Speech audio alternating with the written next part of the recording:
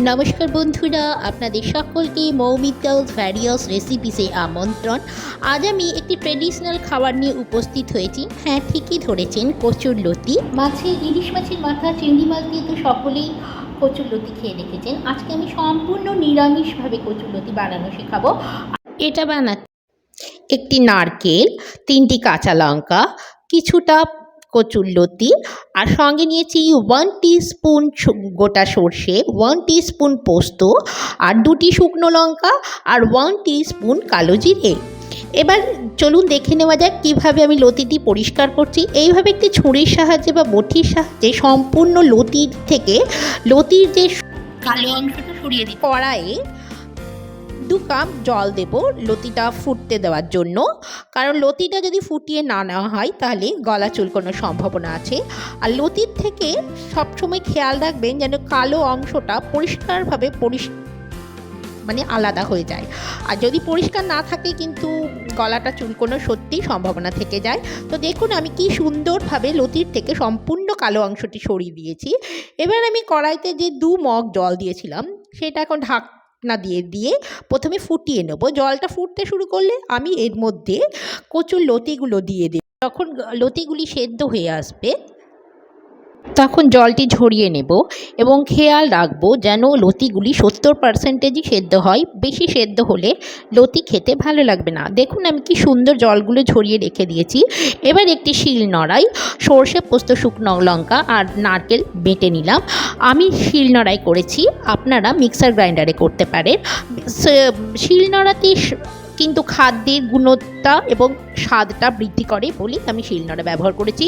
এবার গ্যাসের ওভেনে একটি কড়াই গরম করে তাতে একটু বেশি পরিমাণে সর্ষের তেল দেবো। লতি করতে একটু সর্ষের তেলের পরিমাণ বেশি দিতে হয়। সঙ্গে একটি শুকনো লঙ্কা আর কিছুটা কালো জিরে ফোড়ন দেব। আপনারা প্রয়োজন মতন ফোড়ন দেবেন। আমি এখানে অল্প শুকনো লঙ্কা দিয়েছি। আর ঝাল বেশি খেতে চাইলে ঝালের পরিমাণ বাড়িয়ে দেবেন।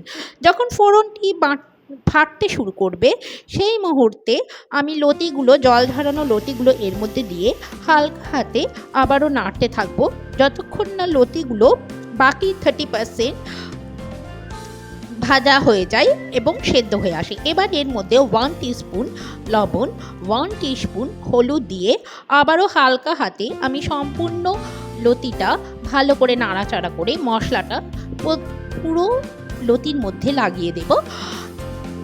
এখন দেখুন সুন্দর একটা অ্যারোমা বেরোচ্ছে লতি থেকে, নুন, হলুদের আর কালো জিরের ফোড়নের গন্ধের সঙ্গে। আমি 2 মিনিটের জন্য এখন ঢাকা দিয়ে দেব। লতিটি ভাজতে দিলাম। লতিটি যখন একটু হালকা ভাপা হয়ে এলো এবং ভাজা হয়ে এলো তখন আমি কড়াইয়ের লিডটা খুলে দিলাম। খুলে দিয়ে এবার এর মধ্যে আরও একবার আমি হালকা হাতে সম্পূর্ণ উপকরণটি এদিক ওদিক নাড়িয়ে দেব। এবার আমি এর মধ্যে ভালো করে নাড়িয়ে দেওয়ার পরে দেখুন লতিটা কতটা সেদ্ধ হয়ে এসেছে, ভালোই সেদ্ধ হয়ে এসেছে। ঠিক এই পর্যায়ে এলে আপনারা এর মধ্যে একটু 1 টিস্পুন চিনি মিশিয়ে দেবেন। যদি চিনি অপছন্দ করেন আপনারা স্কিপ করবেন। আমি একটু লতির মধ্যে মিষ্টি মিষ্টি খেতে ভালোবাসি, তার জন্য অল্প পরিমাণে চিনি দিলাম। লতিতে চিনি না দিলেও চলে। আবারও হাফ মিনিটের জন্য আমি ঢাকা দিয়ে পুরো ব্যাপারটা সেদ্ধ হতে দিয়েছিলাম। দেখুন সেদ্ধ হয়েছে এবং সুসেদ্ধ হয়ে গেছে। যখন দেখলাম সেদ্ধ হয়ে এসেছে এবার এর মধ্যে আমি সর্ষে, পোস্ত, শুকনো লঙ্কা যে একত্রিতভাবে বেটে রেখেছিলাম সেটা মিশিয়ে দিলাম এবং সম্পূর্ণ লতিটা আমি এই মশলাটার সাথে ভালো করে কষিয়ে নিয়েছি। এইভাবে ভালো করে কষিয়ে নেওয়ার পরে আমি যে নারকেল বাটাটা, ঠিক লতিটা ওভেন থেকে নামানোর আগেই কিন্তু নারকেল বাটাটা দিতে হবে। এবার এভাবে নারকেল বাটার সাথে সমগ্র উপকরণটা একসঙ্গে মিশিয়ে ওপর থেকে সামান্য সর্ষের তেল দিয়ে নাড়িয়ে নিলেই তৈরি হয়ে গেল কচুর লতি।